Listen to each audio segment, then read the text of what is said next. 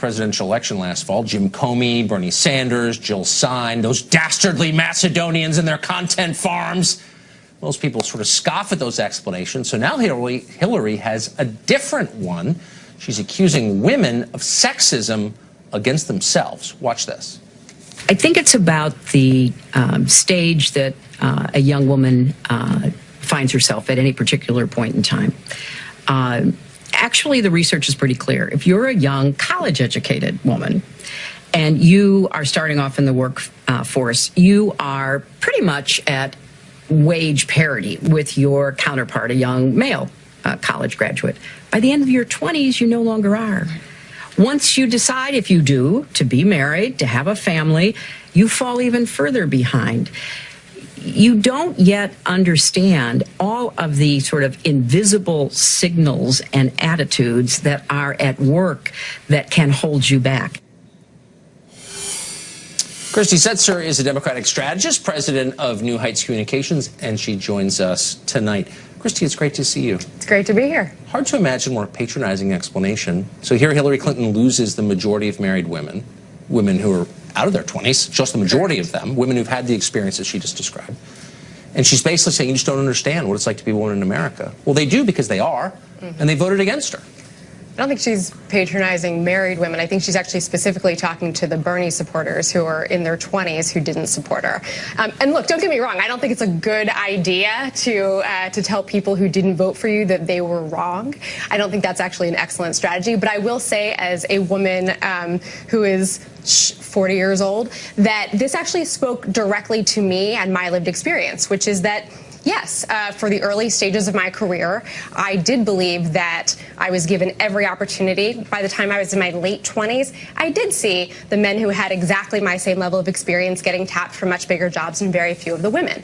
So I do think that if you haven't ever experienced that, then you don't actually connect with Hillary on that point. You don't necessarily see her as somebody who has had a lot of sexism thrown at her, had a lot of different challenges thrown at her, and yet she's come out on the other side. She's still fighting. She's well, still I can swinging. see it spoke to you, but it didn't speak to the majority of women in your position, because they actually didn't vote for her. That's what I found so striking about this. She described this life progression, and when you get to the end of it, you'll know the truth. Well, the women who have actually gotten to the end of it know the truth. They're like, I don't want more Hillary Clinton. But what struck me even more, though, was her contention in this interview and many others that having a female president is substantively different from having a male president, and we need one.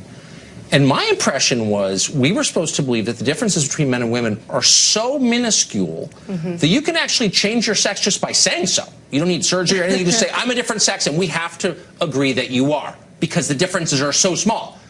She's saying, no, the differences are so profound that you'll have a different country if you have a female president. How does that, no, I'm serious. How does this work?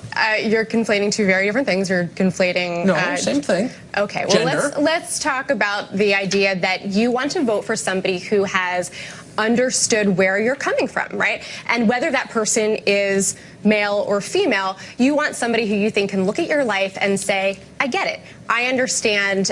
You probably have the same fears, worries, hopes and aspirations that I do. And I think that she is saying, and I believe this, that women have a lot of things in common and often have a lot of the same experiences, hopes, fears, aspirations, etc., in a way that, frankly, I don't believe that Donald Trump would understand where I am coming from, where I've been, where I would like to go. And yet, again, the majority of 69-year-old grandmothers voted for Trump. But here's my question. What are the specific qualities that would make a woman a different and better president than a man? And I want to warn you that this is a minefield of stereotypes here. So as a liberal, you've got to pretend that no generalization is allowable about women. So how are you going to answer my question? I will answer your question by telling you what my experience has been and what spoke to me about her campaign.